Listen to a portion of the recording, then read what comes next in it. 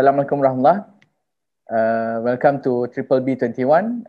This is Build Better Business 2021. This is a video that we shared a lot of issues related with the SMEs from finance, marketing, and so on. And for our session today, we are going to continue what we have discussed recently, the first two videos, which is on the business review, a quick assessment on the business. So with me today is Coach Hasri, President of ABE Malaysia, and we are going to discuss today on business review, specialized in marketing and sales management. So without further ado, we invite Coach Hasri to share a bit about the business review, which is the quick assessment and focusing on marketing and sales for our video today. Coach Hasri. Sam, thank you very much. Thank you to all the audience. Okay. Kalau kita tengok video yang lepas, kita cerita tentang a quick assessment on the financial management system, where kita bercerita tentang dia punya contents of assessment yang kita buat, walaupun dipanggil quick within 2.5 hours.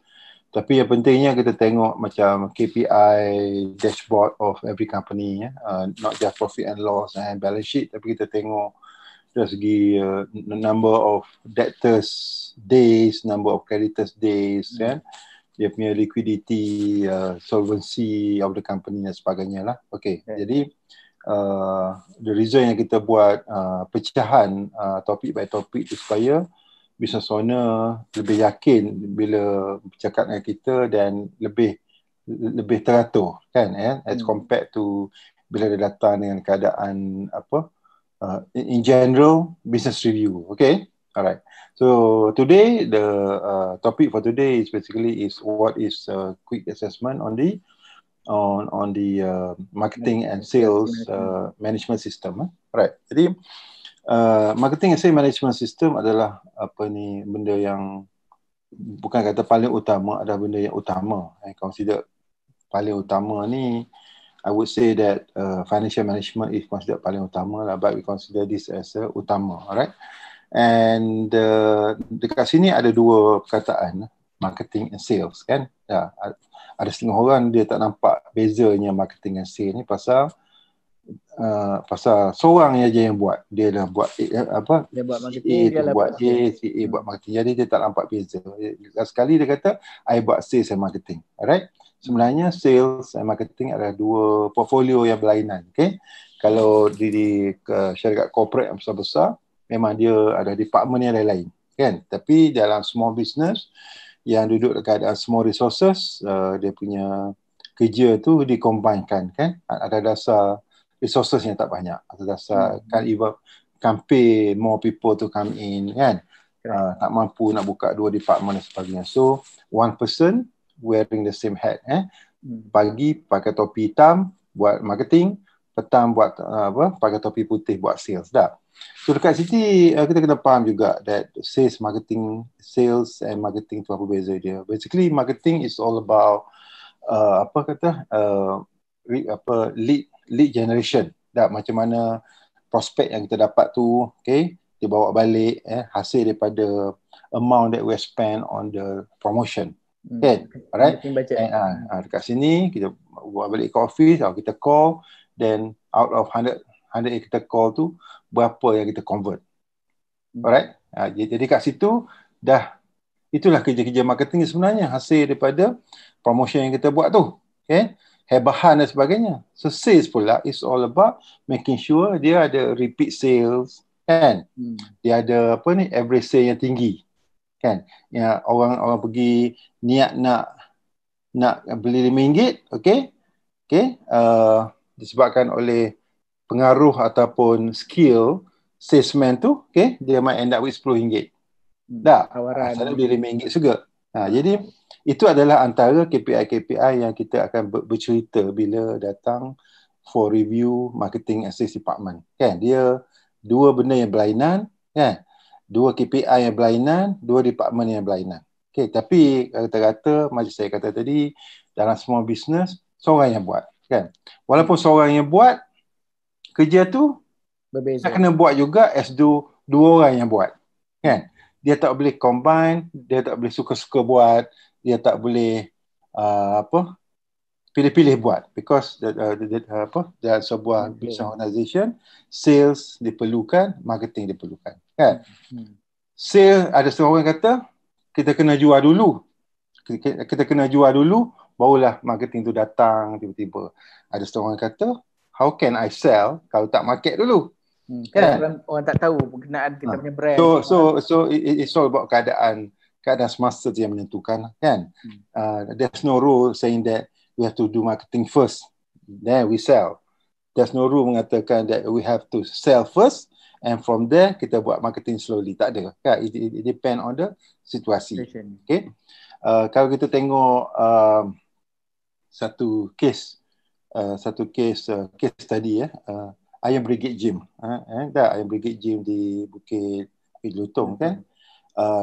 The moment dia orang istihar, katalah another 60 days kita akan buka, kan? Gym akan beroperasi dalam masa 60 days from now.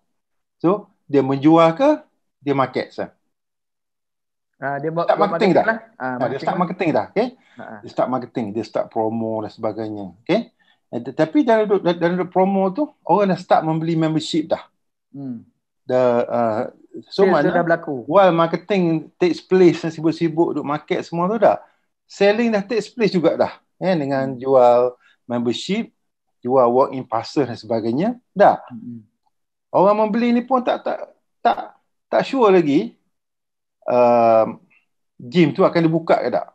It's just a promise, kan? Apa yang kita boleh tunjuk adalah bangunan tu saja yang ada, kan? But every week kita update the audience dengan pergerakan, movement of kita punya kerja-kerja dalaman, okay?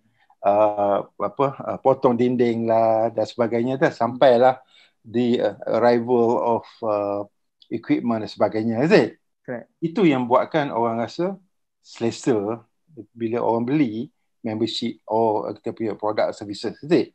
Jadi marketing berjalan dengan lancar, memberi cerita, hebahan, betul tak? Get the leads out, get the prospect datang, is it? Hari-hari ada yang pertanyaan, bermula dengan seorang, lepas tu naik kan, ada dalam keadaan tu ada dekat 10 orang yang buat inquiry, gym tu macam mana, okey ke tak? And from there, sales department, mungkin orang yang sama juga macam tu dah, buat selling activities, convert dia orang tu daripada inquirer dah, leads or prospect kepada first trial buyer dah, first trial buyer. And then bila dah gym buka, make sure that repeat sale datang, continuance of marketing tu datang. Alright, so itulah basically marketing and sales management system yang berjalan 365 hari setahun dah. Dia tak ada rest. Pasal the moment you stop marketing, there will be no sales. Okay? Correct. Orang kata, I tak buat marketing pun. Sebenarnya you buat marketing tau, tapi marketing you tak perasan. It could be that the thing that you write on your Facebook, the thing that you write on the thing that you show on your Instagram, itu adalah marketing. Tapi you tak perasan. You ingat marketing adalah something that you pay on Google tak? Baru ingat. I ada buat marketing last month, habis lebih kurang RM70. Ingat yang tu. Pasal you bayar. Tak? Tapi ada kat marketing yang tak bersikap you bayar. Okay. Macam you menulis on your wall, Facebook tentang fitness. Ada video tak? Video dan sebagainya, kan? Okay? You speak to your friend, is it? Those are marketing. Nah, selling pula is you do the conversion as and when prospect tu masuk sentiasa. Okay, so dekat sinilah bila when it comes to business review, kita check on the the process tu, kan? Adakah dia berjalan lancar? Kan? Dia kata, saya target 2 juta tahun lepas lah. But kita tak dapat lah Cik Sam dah. Yalah tak dapat tu is a result dah. Tapi we need to see kenapa tak dapat. Okay? Ada juga datang that, kita tak dapat customer baru last year. Tapi we managed to get the same amount as per our budgeted. So mana ada element of repeat sale. Sales yang kuat. Ada element of average sale yang tinggi kan. Pasal orang yang sama membeli, there's no new customer. Ada orang yang sama beli, sekali dia beli kerap dan juga dia beli banyak. So dalam kes ni dia memain peranan menerbitkan all the activities yang kita tadi through numbers yang dibekalkan oleh yang dibekalkan oleh siapa? Oleh sales and marketing person lah. So number of lead yang dia capture tu, number of conversion. So sekali lagi kita kata menguruskan bisnes kena pakai nombor pula dah. Tadi masa financial management tu betul lah kena pakai nombor Cik Asri dah. Tapi sales marketing kena pakai nombor juga. I hate nombor ni sebenarnya. Kan? I kalau boleh nombor-nombor ni tak reti lah. Tapi nak buat macam mana dah? Sales marketing rupa-rupanya kena pakai nombor juga. Yes. Nombor tu memang ada dalam bisnes. Not just a financial management saja. But on the marketing essay pun you pakai nombor juga kan. Use that number, macam mana you nak gauge or you nak detect that your prospect ni per prospect tu berapa value. Correct. How much that you spend on the marketing expenditure versus total prospect yang masuk, total inquiry yang masuk. Okay, and then lepas di convert, how much amount that you spend against the total amount that total people that you convert or the person that purchase your product kan. Jumlah jualan dia lah. Yeah, kalau you spend 4,000, the smaller number of prospect, lagi besar lah the value per prospect. Kalau you spend 4,000 ringgit per advertisement, orang yang you convert tu sikit, lagi besar lah the value per person tu. Tapi at the end of the day, kalau semua value per person pun tak apa asalkan dia beli banyak. Tapi of course kita perlukan banyak lah. Macam kita pergi mengail, kita which is the best? Kita bawa satu kail ke atau kita bawa 10 kail? 10 lah, chances 10 lah, 10 tu lagi banyak kebarangkalian dia tu. Pada kita law of probability kan. Correct. Undang-undang kebarangkalian The more kail yang you bawa, the more fish you can take back. Gitu. Tapi dalam kes ni pun kita spend 4,000 on the marketing expenditure, marketing promotion sebagainya, marketing budget. We got more leads, and then kita convert kepada pembeli yang ramai. Kan? Dan jadi pembeli yang ramai itulah kebarangkalian akan membeli lebih pada kita dan kebarangkalian akan membeli membuat repeat sale yang tinggi. Dekat situ. Jadi kat situlah law of probability memain peranan. Undang-undang kebarangkalian. So sekali lagi menguruskan bisnes kena pakai nombor saya. Saya ingatkan saya marketing ni main finance saja. Main ambil phone saja, lepas tu hello Joe, buat apa? Nak beli barang aku ke? Bukan macam tu tak. Kena tengok nombor. Ataupun setakat based on copywriting saja pun juga. Copywriting itu perkataan apa, kadang-kadang copywriting pun orang tak teruja sangat because people can see what you are doing in your product kan. Okay, kadang-kadang copywriting itu lebih melebihi pada produk. So dengan nombor jugalah kita tengok bahawasanya which product yang laris. Correct. Which product line yang lebih. Okay, kadang-kadang sebabkan tak ada nombor, kita keep producing produk-produk yang tak laris. Pasal kita ingatkan produk tu orang suka. Sebenarnya nombor jugalah yang akan memberitahu kita bahawasanya produk tu lah yang merugikan kan. And ada yang produk tu sampai sekarang pasal profit daripada produk lain yang membantu membiayai cover that product kan. So dalam bisnes keputusan nak kena buat. Walaupun produk tu disukai ramai tapi tak terjual, no point. Dah. Baik kita buat produk yang disukai ramai tapi terjual. Because at the end of the day, we need a cash flow. Dah. Correct. As a tier 1, we need a cash flow. Lepas tu baru kita perlukan satu amount yang profitability. Okay? Right. Okay. So itu saja benda yang saya boleh cakap sebagai awalan kan what is marketing and sales system is all about. Alright. Okay, terima kasih Coach Sastri. So apa yang kalau untuk makluman tuan-tuan dan puan, macam saya maklumkan tadi, topik hari ini adalah quick assessment on your marketing and sales management system. So bila kita bercakap dari segi quick assessment, kalau the program that we have in ABA Malaysia is business review. So untuk makluman tuan-tuan dan puan juga, bila kita sebut business review di ABA Malaysia, it is strategic consultation session. It is a personal session between business owners dan juga ABA business advisors.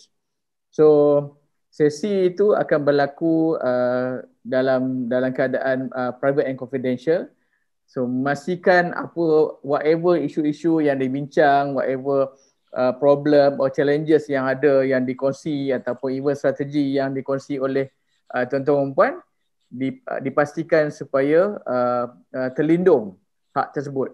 Pasal dekat sini kita menjaga kepentingan bisnes tersebut dengan memastikan private and confidential tu dijaga dengan baik.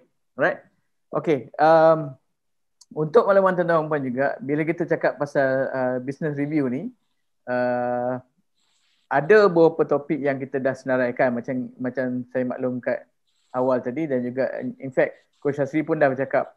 Seantaranya kalau kita boleh recap balik apa yang kita dah maklumkan sebelum ni, salah satu adalah financial management system yang kita baru buat video baru ni. Kedua adalah marketing and sales management system untuk topik pada hari ini. Yang akan datang kita akan ada on leadership and team. And then kita akan ada topik on the strategic planning as well as life work balance. So kelima-lima perkara area ni yang dibincangkan adalah untuk memudahkan usahawan-usahawan di luar sana untuk berbincang dengan business advisor di ABA Malaysia. So based on our experience, Coach Sastri, based on our experience, bila kita buat program business review ni tanpa ada pengkhususan, kadang-kadang seorang business owner tu dia banyak bercerita macam-macam topik. So kadang-kadang kita nampak that because of too many topic menyebabkan perkara-perkara utama yang dibincangkan dalam tu tak dapat dikupas dengan baik, tak dapat nak really focus to come up with the solution kepada that business. That's why bermula 2021 ni kita dah pecahkan kepada 5 area tadi. Okay. So saya nak pick up balik apa yang Coach Sastri mention tadi. Bila kita berkait dengan management and bila kita berkait dengan marketing and sales management system, ada 4 perkara yang kita Coach Sastri dah bincang tadi. Salah satunya adalah lead generation activities dan kedua adalah conversion of the prospect. So 2 perkara yang pertama tadi adalah dikira sebagai marketing. Betul kan Coach? Dan yang kedua adalah bila mana seorang klien dah di-convert, next adalah tugas di bahagian sales department memastikan that particular client membeli dengan lebih kerap. So dekat sini kita nak tengok number of transaction dia. Berapa kerap daripada beli sekali, macam mana kita boleh galakkan dia supaya beli mungkin 4 kali contohnya. And then kita bercakap dari segi average value of sales per transaction tu. So instead of membeli pada harga RM10, macam mana our client, kita boleh bantu dia dengan memberi lebih banyak value so that he or she will spend more money with us. So instead of RM10, mungkin dia spend sampai RM20. So dua yang pertama adalah peranan di marketing and di marketing department ataupun marketing team. Yang kedua, dua yang last which is repeat sales dan juga increase sales value adalah pada sales team. So saya nak pick up apa yang point yang in fact kita dah bincang, kita dah sentuh sikit semasa video dalam finance sebelum ni, dan juga based on our topic for today which is marketing and sales. Saya nak coach relate sikit macam mana yang bila kita cakap kata saya nak datang nak bentuk satu sistem, nak mantapkan sistem marketing and sales di company. Tapi kenapa dalam discussion tu somehow ABA akan relate sikit dengan finance tu? So which is satu soalan yang kadang-kadang saya terima bila usahawan-usahawan ataupun business owner yang datang ke ABA ni, dia bercerita dari segi produk saya bagus, orang kenal, produk saya viral, semua macam-macam. Klien banyak bagi review. But then again, we go back to the numbers. ABA ni asyik-asyik numbers. So over to you, Coach Hasri. Ya, thank you Sam. I think satu soalan yang baik untuk hari ini. Sebenarnya soalan ni bukan soalan yang jarang-jarang kita jumpa kan? Almost every week, almost every time kita jumpa prospek, kadang-kadang new clients boleh tanya, pasal tak faham. Betul kan? Tak apalah, tak faham. Okay, sebenarnya the function of finance and account adalah mengumpulkan data. Segala serbi aktiviti yang ada dalam syarikat ni, either produktif or not produktif, sale tinggi ke, profit banyak mana, cost of sale macam-macam kan, semua terkumpul kat financial management tu. Kan? Kalau hasil jualan compare dengan kita punya cost jualan, dia kumpul kat profit and loss yang menerbitkan dia punya gross profit tu. Betul, okay? Betul. And then lepas tu untung kasar, certain peratusan tu dia ditolak dengan dia punya cost expenditure, cost pengurusan, gaji dan lain-lain kan, dapatlah untung bersih kan. So untung bersih pula tu nak kena bayar pencukaian dan juga mungkin baki tu ada elemen of payment kepada dividend kepada shareholders. Okay. Jadi menjawab soalan tadi, kenapa yang say marketing department ni ada hubungan dengan account kan? Pasal basically apa yang dia perlu, berapa yang nak kena jual, how much the revenue yang kita nak kena dapat ni kan, nak kena jual ni adalah semua tu hubung kait dengan how much the cost, the fixed cost yang kita ada dalam company ni kan. Dia panggil break even kan.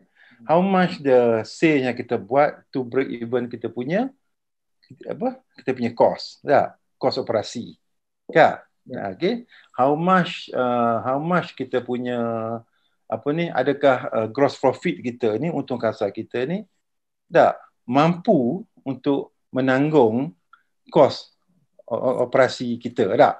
Jadi the lower the gross profit lagi banyaklah sale diperlukan, pasal fixed cost nama lagi fixed kan, cost tetap kita tak boleh very likely dah kita tak boleh adjust, pasal kat situ ada cost yang perlu dibayar, perlu diobligasikan every month kan, macam loan, gaji pengarah, gaji staff, hutang dan sebagainya, payable pada creditors dan lain-lain lah kan, termasuklah dividen dan lain-lain lah. So satu jumlah yang almost fixed yang kita tak boleh nak ni kan.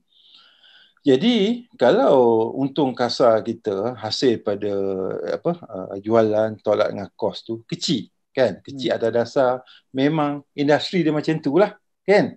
Industri macam tu means that we need to do more sales to offset with the the cost of operasi kita. Betul tak? Jadi yang lebih itulah baru dia bersikap net profit untung bersih. Jadi lagi kita tak zero off dia punya cost tu atau tak break even, lagi itulah kita duduk dalam keadaan kerugian. Betul tak? Hasil daripada kita punya fixed cost yang tinggi and or kita punya GP yang rendah. Kan? So, kita nak tahu GP rendah kat mana? Dah, accounting lah yang menerbitkan data-data tu. Okay? That's why perakaunan dan juga sales marketing akan duduk semeja. Dah, bila dia buat sales forecast dan sebagainya. Dah, and of course bila dia buat product listing, finance department tak ambil tahulah kan, pasal dia kata anak jual 10 produk, yang punya pasal lah, betul tak? Kan? What I need to know is how much sales that you can bring in at a minimum, at a maximum kan? Pasal kita ada cost nak kena tanggung. Nah, so saya rasa dekat situ ramai orang tak check sebenar how much sale yang dia perlu buat. Kan? Ada juga senario yang macam sale tu dah melebihi daripada kos tetap tu. Kan? Kadang-kadang staff tanya, bos, kenapa kita kena buat sale banyak sangat ni tak? Kita punya fixed cost tak adalah banyak sangat. I think just secara moderate, then we are just like any company lain-lain tak? Dalam same industry. Dalam same industry, kita punya size, population semua sama. Tapi kenapa sale kita nak kena buat banyak? Berganda. Nak buat banyak tak? Okay. Sale achieve and sale kena buat banyak adalah dua perkara berbeza. Tak? Sale achieve atas dasar produk kita yang bagus, orang beli. Tapi produk sale nak kena buat adalah sesuatu jumlah yang kita nak kena buat ni tau. Despite of produk kita laku tak laku, dah kita kena buat. Pasal kita ada cost yang tinggi. Correct. Dua perkara berbeza saya tadi kan tak? Okay? Sale achieve dengan sales nak kena buat. Sale to be achieved. Kan? Kata-kata orang pun cerita kita tentang sale achieve ke sales to be achieved. Dua-dua bercerita, tapi kata-katanya dia bercerita tentang sales to be achieved kan? Sales to be achieved lah, pasal of course sales achieve pun dia cerita juga, but we just take the first one first, sales to be achieved. Pasal kenapa sales to be achieved sekian-sekian tapi tak dapat? Kenapa? Pasal you can sell the product, tak? You can sell the product. Tak boleh nak achieve lah. Kan? Ataupun you dah boleh jual the product you, tapi you tak boleh hit the maximum market pasal memang produk you macam tu. Nah, you perlukan besarnya tu pasal you nak offset the cost yang kalau kita tengok cost pun bukan operational cost yang sebenar. Termasuk cost-cost yang bukan allow ataupun related to the business tu. Kan? Contoh macam yang kita discuss dalam video sebelum ni kan. Mungkin mungkin owner meletakkan satu loan yang dulu dalam bisnes dulu yang fail dan sebagainya dalam bisnes sekarang. Owner kata, I pun nak buat macam mana, this is my business, this is only source of income yang saya ada. Betul lah tu. Kan? So I terpaksa lah letak ni because kewajipan membayar hutang tu adalah wajib dalam Islam. Kan? So kena bayar macam mana pun. But how to tell to the staff? Staff say, alamak, teruklah kita kan, pasal kita dah buat sale just to offset kita punya management expenditure for this business. Kan? Rupanya ada cost lain yang ada bersama dalam fixed cost tu. Nah, so that fixed cost is not really a fixed cost for this business. A fixed cost for other business. Nah, jadi ada juga bercerita tentang sale kita dah achieve lah. 2 million dah. Tapi saya tak nampak profit pula Cik Sam. Kat mana produk kita laju, kita promo je. Sebelum promo pun orang dah beli dan sebagainya. Mana kita tak adalah berkisah sangat tentang sale to be achieved kan. Kadang-kadang sale to achieve dengan sendiri. Betul tak? Kan? Tapi bila dia buat accounting kan, biasa accounting buat tahun sekali lah Sam, pasal nak hantar dekat SSM Income Tax kan. Alamak. Profit. Kat situ. Nasib baik profit kan. tapi cash tak ada. Kan? Ada senario, sale banyak, dia ceritalah. Tapi sebabkan akaun buat sekali setahun, loss dah pula kat situ. So kata kita pun tak tahu nak tolong sangat pasal this is business review, betul tak? Kan? Whatever you say, kita just listen je lah, kan? The next step is pergi ke business assessment. Business assessment, we take about 1 or 2 days tu, yang lebih kita memahami kenapa sale yang katalah 4 juta tu more than what you expected, tapi merugikan. Dari segi cash flow yang mungkin ada impact. Profit and loss menunjukkan merugikan. Ataupun dia merugikan dan juga cash flow you tak ada. Duit tu tak ada ke mana. Kita tak nak jawab sekarang. Kan? Tapi adalah sesuatu yang kita cari kat situ. Kan? Correct. So basically, saya dah menjawab lah SM tadi that betapa pentingnya hubungan antara marketing sales department ni dengan dengan finance department tu. Because they are interrelated in terms of guna pakai nombor. Kan? Guna pakai nombor. Kan? In fact, kalau kita nak buat promotion pun, we need to know how much we need to invest on the promotion to invest, kan? Pasal kita kena tengok juga hasil jualan kita yang sebelum ni, adakah berbaloi dan sebagainya. So basically, accounting department, finance and account can sit down together on the same table, at the same table, bila berbincang. Right. Okay. Alright guys, thank you for that. And okay, saya nak imbas balik, saya nak orang kata throwback. Banyak yang kes yang kita jumpa dekat luar, in fact ada yang datang jumpa dengan ABA sekalipun, dia bercerita dari segi kebanyakan yang bila dia cerita, dia banyak bercerita pasal sales. Macam kau cakap tadilah, sales achieve. Saya sebelum ni sebelum ni 1 million saja, 1 million per year. But this year kita dah achieve 3 million. So which is good. Pada saya which is good. Kalau tengok dari aspek number in term of sales, dia punya kenaikan 1 juta ke 3 juta. And in fact, that among our client yang kita dah kita dah jumpa pun, the business owner yang kita jumpa pun, for example, one of the case adalah dia bercerita that how the company has add additional 1 million dalam dia punya sales compared to previous year. So for example, kalau macam tahun sebelum ni, 2 tahun sebelum ni dia achieve 2.5 million. But then again, pada tahun yang lepas 3.5 million, which is 1 million, satu jumlah yang besar, coach. But then again, bila kita melihat balik dia punya all the numbers dari segi financial tadi, menunjukkan that walaupun you punya sales besar, sebenarnya you break even saja. Because of kita tengok balik kepada cost macam yang kau cakap tadi lah, the fixed expenses, kita tengok balik mungkin dia ada penambahan cost dari segi staff, mungkin dah dulu office kecil dah pindah ke office besar tak. So at the end that additional 1 million tu dia dah offset dengan all the expenses yang dapat. So sedangkan ramai yang kat luar banyak bercerita pasal this is how much I achieve sales. Yang macam kau cakap tadi lah, sales achieve.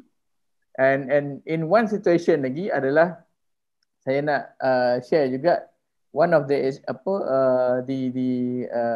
business owner yang pernah datang ke ABA bercerita that how she get some guidance daripada seorang guru lah, seorang guru dia bercakap that dia boleh achieve 5 million sales.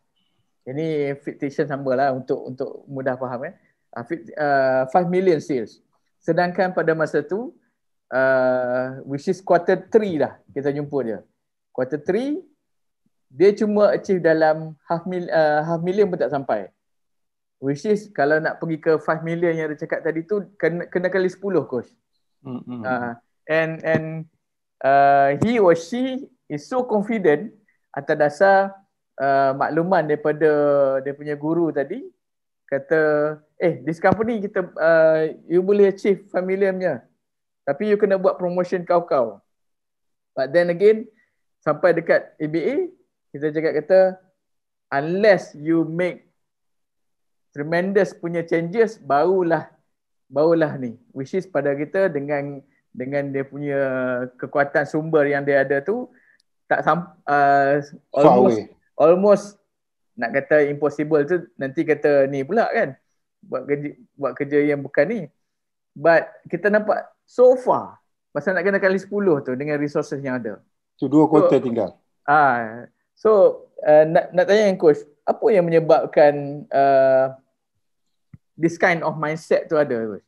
Bercerita that banyak kita sale saja, duk cerita sale saja.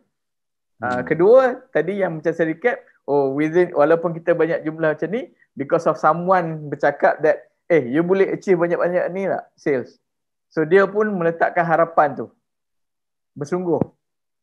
So apa yang menyebabkan adanya situasi macam ni, coach? I think dia berpunca daripada seorang guru juga, mungkin seorang punya perniagaan yang do not believe in numbers lah, kan? They don't believe in numbers.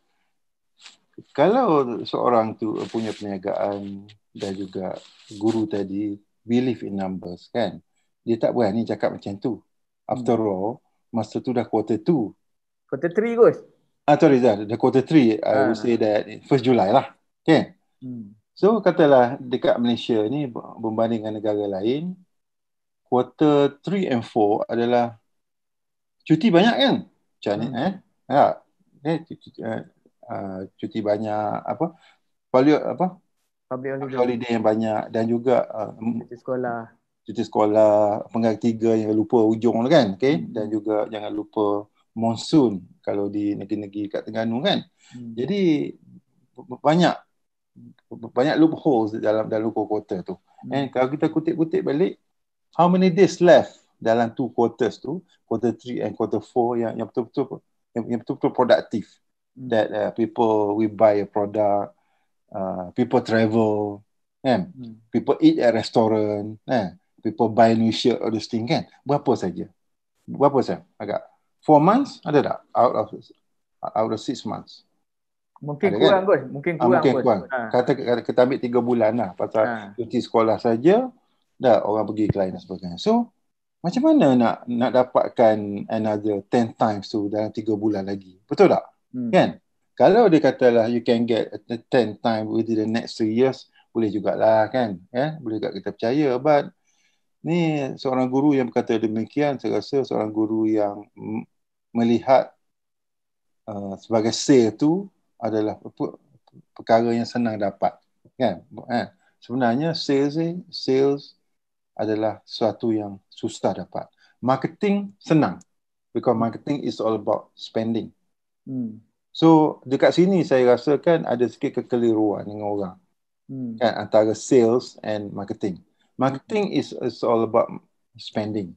You may spend hari apa pun tak kisah, because once you have money you spend, betul tak? But you punya spend ni, or you punya expenditure ni, dia datang balik dengan reward tak? Datang balik dengan call masuk, datang balik dengan inquiry tak? Datang balik dengan pertanyaan tak? Itu yang worry kan? Itu yang merisau kan? So kalau lah, don't worry that kita ada 6 months, kita promo habis-habisan. Memang promo habis-habisan bermakna kita akan guna pakai untuk promo sampai duit habis.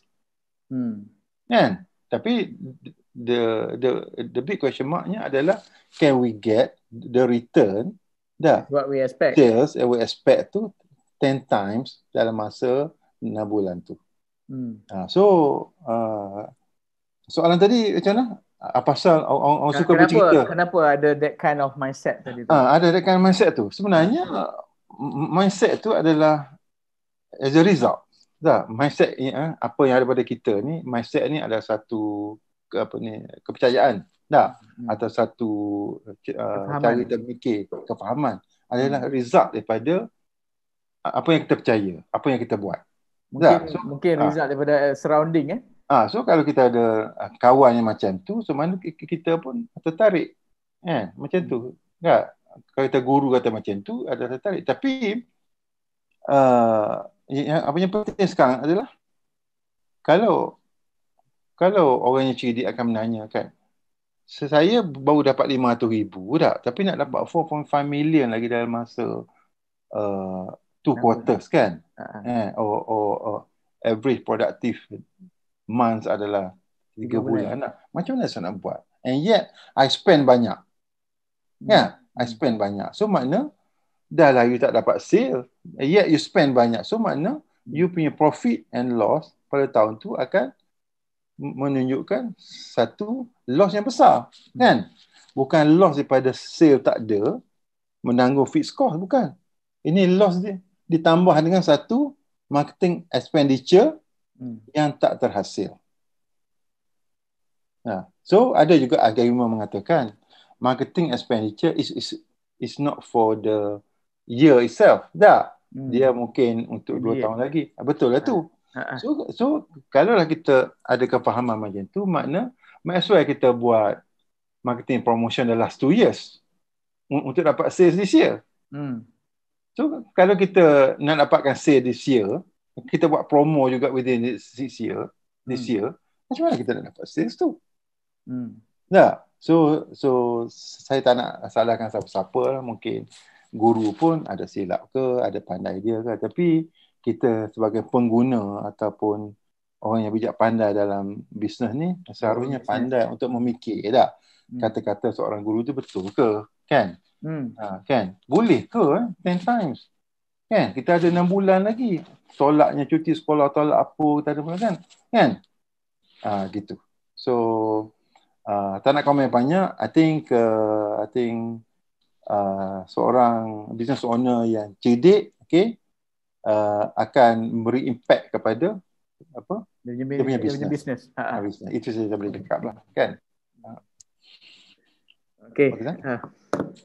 So sebelum yang kita ke soalan yang terakhir, pasal kita dah ni kan, saya just nak recap balik apa yang kita dah bincang tadi. Kita sedikit sebanyak on the difference between marketing and sales. Kita bercakap tadi dari segi function masing-masing and how marketing and sales department somehow memang relate dengan finance, dan juga the mindset of people yang dalam apa, bila kita cakap dari segi sales ni banyak ke arah sales sahaja, sales driven without really look into the all business entity. Memanglah kena sales driven, tetapi pada masa yang sama that drive tadi mesti berfaktakan all the numbers yang disediakan oleh finance department juga somehow. Otherwise dia akan jadi unguided. Otherwise kita that's why dalam kita punya session tu kita akan tanya, kenapa you nak achieve 5 million? Apa basisnya? So banyak case-case macam tu yang kita touch during that session. That's why dalam this business review tuan-tuan dan puan, adalah satu sesi strategic consultation. It is a personal session yang mana cuma tuan-tuan dan puan, syarikat tuan-tuan dan puan dan business advisor daripada ABA Malaysia. There won't be any other company yang sit down with us during that period. Pasal kita nak selesaikan apa yang jadi isu dan juga challenges in your company. So during that 2.5 hours, kita akan bincang fokus kepada, for example dalam topik macam hari ini, kita bincang pasal marketing and sales. Kita recap balik, bincang berkenaan lead generation activity, berkenaan the conversion, and then cakap dari segi repetition of transaction dan juga average sales value. Alright, Coach, saya nak ni balik dengan Coach, soalan yang akhir ni sebelum ni. Kenapa dalam keadaan sekarang ni perlunya seorang tu nak kena buat quick assessment tadi ataupun business review tadi tu, dan siapa yang sebenarnya yang perlu? Adakah orang yang dalam masalah aja ke, ataupun orang yang dah sale dah mencanak naik ni ke? Tak perlu. So orang macam mana tu? Dan kenapa nak kena buat sekarang ni? kenapa nak buat sekarang lah. Alright. So basically a third party will always say different thing, yeah, dengan kita punya staff. Okay.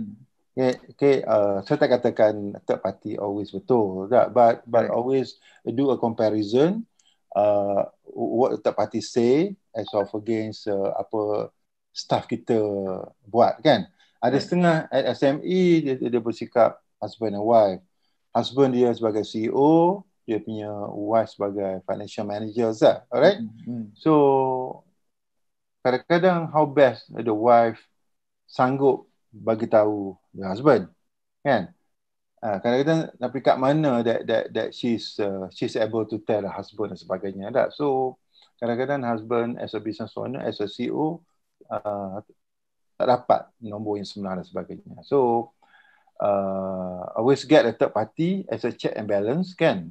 Bukan kata kita dah ada financial manager kat office, kita tak perlu get another third party someone else kan.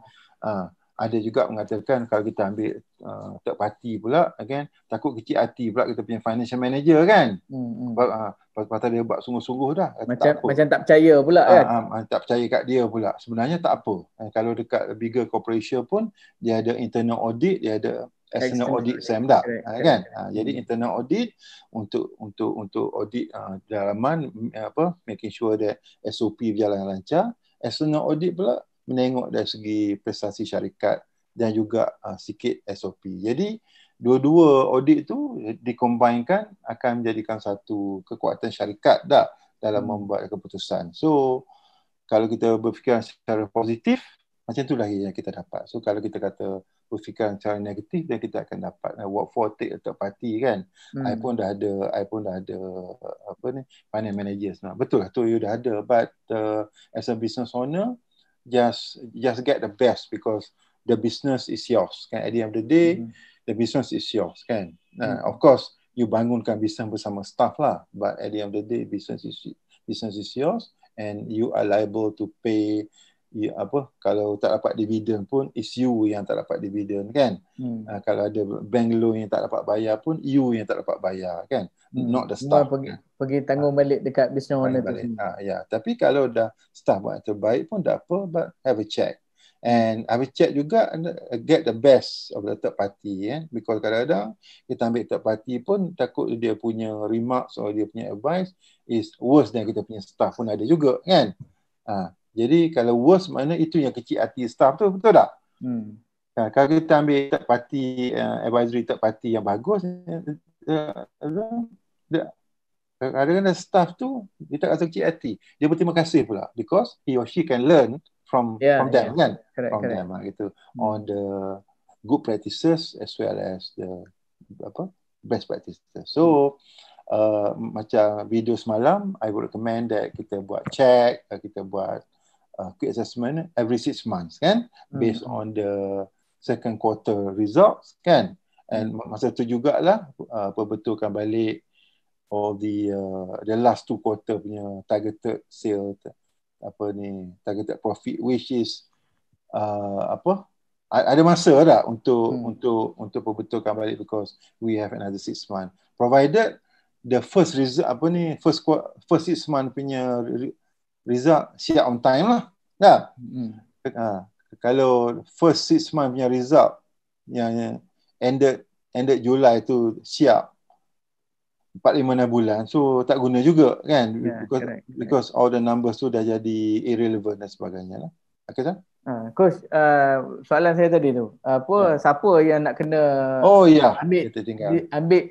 ambil this opportunity dan juga yang nak kena take this business review ni? Orang yang dah memang dalam masalah ke, ataupun orang yang even company dah stable, ataupun company yang tengah naik ni, kita naik, kita tak ada masalah. Okay. So bagi saya senang je. Bagi saya my advice is semua kena ambil, as far as business owner kena ambil, and ambil lah opportunity bila keadaan tak sibuk ni. Kan? Business belum sibuk. Pasal bila dah sibuk besok, dia tak sempat nak menengok dah. And then tahu-tahu, alamak, kita ada masalah yang tak selesaikan. Tak? Correct. Kita ada management account, kita ada apa? Account yang tak hantar kepada SSM bertahun-tahun dah. Kan? Tapi tak sempat nak nengok because of bila dah kita buka bisnes, dia bisnes tu dia kalau dia berikan rezeki, dia sibuk balik. Jadi benda-benda yang priority dulu dah jadi tak priority dah. So get opportunity dalam keadaan MCO ni yang belum dibuka lagi, hopefully mungkin seminggu dua kita akan dapat CMCO punya status so that kita can move around and business tu lagi maju kan, dan masa tu kita dah semakin sibuk. So jadi menjawab soalan tadi, kata semua business owner nak kena ambil kan, sama ada dia baik atau tak baik, pasal check adalah satu kemestian. And lebih-lebih lagi pula while the business yang belum sibuk sangat ni dah, so get a check tu yang penting, supaya bila dah habis tu kan, banyak keputusan yang boleh dibuat. Contoh macam as simple as stok simpanan yang banyak, Sam. I refer kepada retail, say apa panggil, kedai runcit contoh lah. Kedai runcit. It's good for business owner to get access how much the value of their stock kan. Value stock tu pula dia ada aging sampai 3 tahun pun ada tak. So adakah kita barang banyak ni barang baru ke, barang baru yang boleh dijual ataupun barang lama, betul tak? So kalau tak dibuat assessment tu, mungkin tak perasan tak perasan, kita duduk beli je. So end up with barang lama tu sebenarnya kita tak boleh jual pun, walaupun kita bagi 90% diskaun pun orang tak nak jual lagi, pasal dia mungkin dia orang kata luput dia zaman kan tak? Dia dah bukan trend dia ke, bukan trend dia dan sebagainya. So itu as simple scenario yang saya boleh bagi. Alright, Zam? Alright. So thank you so much Coach Sasri. You're welcome. Dah cover on quick assessment on marketing and sales management system. So yang mana kita dah ulas daripada awal tadi, bincang scope discussion yang melibatkan the 4 areas yang kita cakap tadi, dari segi lead generation activities, conversion, kita bercakap dari segi repeat transaction, dan juga dari segi average sales value. Dan seperti yang saya maklumkan tadi, this business review session, it is a personal strategic consultation session, individual, one-on-one, and we're going to discuss within that 2.5 hours within the scope that you as a business owner choose from the 5 areas yang kita cakap awal tadi lah. And saya nak invite tuan-tuan dan puan, sekiranya ada any inquiry, terus berhubung dengan pihak ABA Malaysia supaya kita dapat attend to whatever your questions, so that daripada situ kita boleh bantu tuan-tuan dan puan lah. So sebelum tu Coach mungkin ada kata akhir sebelum saya. Kata akhir, I'll be more than happy to see you all in our next video, which is a quick assessment on the leadership and team. Correct. Leadership and team. Ini pun salah satu daripada perkara yang perlu diambil ketika juga is all about leadership kan. Leadership tu adalah leaders kan. Leader tak mestinya kita punya CEO saja tak. Every department dia ada leader dia, and in fact semua yang ada dalam syarikat tu sebenarnya adalah leaders kan. So macam mana leader berfungsi pada tahap yang diminta within dia punya parameter of work dan sebagainya tak. Okay? And macam mana sebuah syarikat tu dia punya team dia dibentuk daripada smaller scale ke bigger scale, and sampai tahap that succession planning tak, mana planning ke arah kumpulan yang akan menerajui syarikat ni kan. Okay? Jadi as the company grow level 1, team dia nak kena macam mana. As the company grow level 2, team dia macam mana. Contoh yang jelas Sam, that banyak kita jumpa the company masih lagi hire contoh finance executive walaupun dia peringkat dia punya sale boleh sampai dah 5-6 juta kan. Okay, patut dah masuk tu dia dah sampai ke peringkat that ada accountant ataupun finance manager dah ya yang menguruskan dan sebagainya. It's not that finance executive tu tak boleh buat kerja. Tapi the scope dia lain. Because executive is more on the execute, whereas manager more on the manage, thinking, design dan sebagainya. So itu pun ramai yang tak ambil beratkan pasal dia kata tak apalah say kita naik from 1 million to 5 million tak apa, akaun kita siap kan. Cukup masa kita hantar kat audit dan sebagainya, because they don't believe in numbers as well kan. Dia buat audit je because of nak hantar dekat compliance saja, bukannya nak buat accounting on the day to day, week to week, month to month tu untuk guna pakai for the informed decision kan. And then not just informed decision, dia punya advisory from the person yang duk buat tu akan beritahu kita, boss, we are short of cash for 2 million this month kan. Kita we have to reserve a cash banyak pasal 2 bulan lagi kita nak Chinese New Year, so we need to beli raw material yang banyak kan dan sebagainya. So jadi seorang yang a manager, contoh finance manager tu yang seharusnya boleh orang kata merancang macam not just executive lah. Tapi kalau executive dah boleh buat, boleh pun, and then convert him or her become a manager lah, betul tak? Correct. Kan? Pasal dia boleh buat. Tapi ada company yang kata, oh dia boleh buat, tapi dia bersikap executive tu, lama-lama dia pun hilang daripada company tu, pasal company yang tak appreciate dia punya kepayaan dia, skill dan sebagainya. Gitu. So ini adalah satu scenario where kat mana leadership skills apply dalam membangun small business. Alright, Sam? Thank you guys on the snapshot for our video, our next video nanti on the leadership and team. And for those any business owners that you are interested to know more about our program on the business review especially, feel free to contact us. I shall share the contact numbers after this in the text nanti. And for the meantime, you can also check our website, which is www.abamalaysia.com, or check our FB page, ABA Malaysia. So this slot has been powered by ABA Malaysia, your small business transformation specialist. So with that, thank you everyone.